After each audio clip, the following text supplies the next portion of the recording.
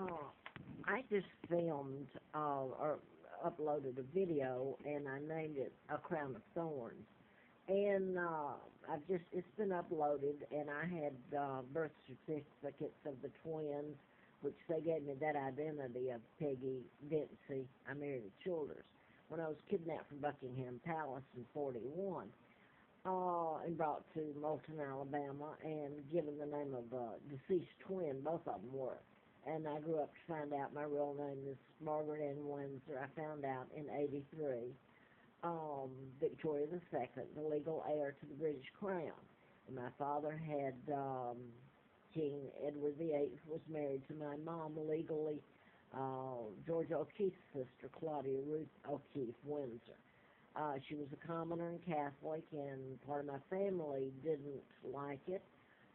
But most of all, it was the New World Order, the Rothschilds, Rockefellers, Bilderbergers, Roosevelt, and all the former presidents here were all part of the Freemasons and Trilateral or New World Order, and Elizabeth is, and Charles.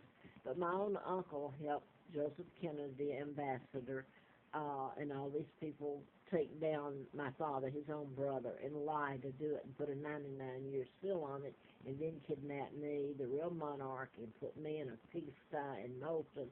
And all my life has been nothing but a living hell.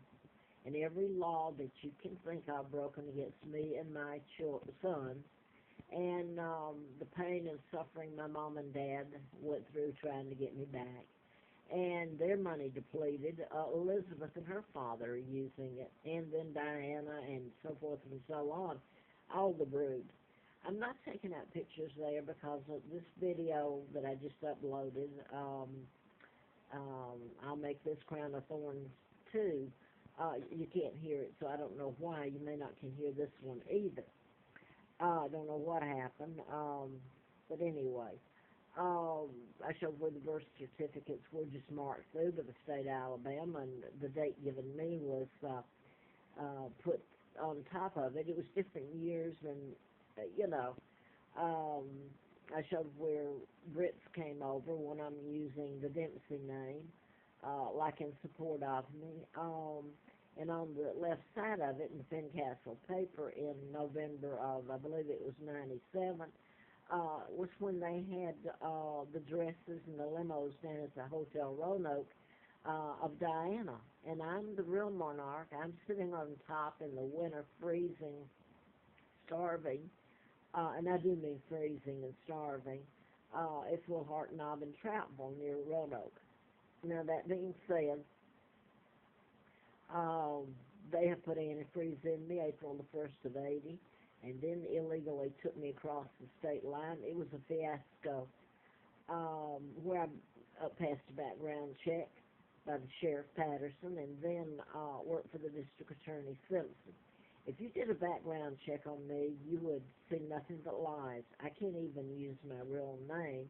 In fact, I was done like the actress Jean Seberg, if you Wikipedia her, and COINTELPRO, where the International Police Force really went after her and did nothing but lie, and her death was attributed to suicide, which I wrote about mind control back in '77, '78, and what you can do with it.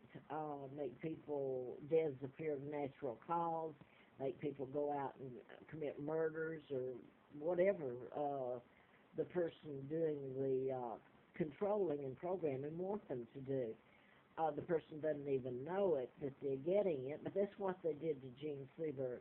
And I wanted to make the reference to what they've done to me. I have really, the law enforcement, there's no law to support me. I have no civil liberties. I have an illness that is, I'm allergic to chemicals. This was done to me, I'm told, when I was kidnapped and brought over here. It's my understanding that that's when it happened. And it makes my immune system attack itself. Now, it's been deliberately used, chemicals, where I'm force-fed it. If I get an apartment, I can't go to the law. The law's telling them to do it. And when I resorted to the Appalachian Trail. At first, I didn't even have a tent or food or sleeping bag. When I did manage to get a few live-ins, and remember, I'd worked for doctors and I had pretty good skills, even though I had for quite a while brain damage after the April the 1st 80 of antifreeze. I still managed to work and do the computer and stuff until my jobs were totally shut down. And that's when I came up here and lived on the trail, and everybody knew it. They around here, they were told, they said to me that they were told by the police and law enforcement not to help me. But the thing is that they did help in hurting me. So it's the American people that let all this happen.